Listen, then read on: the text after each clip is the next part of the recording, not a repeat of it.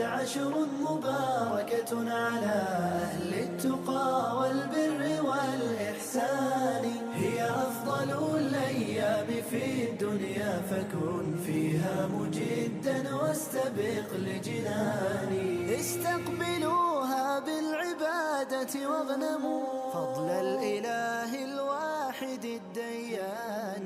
فضل الإله فهذه الأيام المباركات 10 ذي الحجة التي قال فيها النبي صلى الله عليه وسلم: ما من أيام العمل الصالح أحب إلى الله خير من هذه الأيام 10.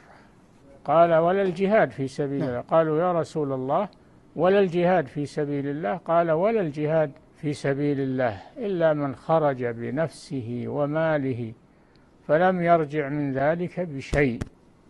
هذا يدل على فضل هذه 10 المباركة التي تأتي على المسلمين كل عام. الله سبحانه وتعالى يوالي مواسم الخير على عباده ليتزودوا لأنفسهم وليعلموا فضل هذه المواسم فيعظموها ويتزودوا فيها الخير لأنفسهم. قال تعالى: ومن يعظم شعائر الله فإنها من تقوى القلوب. هذه خيرات تمر على المسلمين موسما بعد موسم ليتزودوا لأنفسهم وليقدموا لأنفسهم من هذه الأيام فعل الخيرات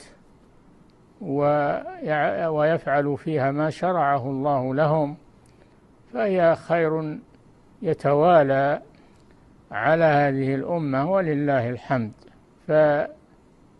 فيتزودوا لأنفسهم ويدخروا لأنفسهم أعمالا صالحة في هذه المواسم العظيمة.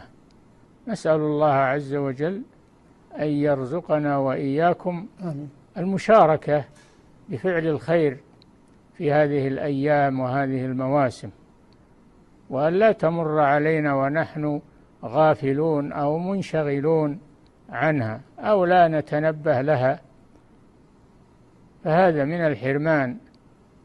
نسأل الله العافية. قد دنت 10 مباركة على أهل التقى والبر والإحسان.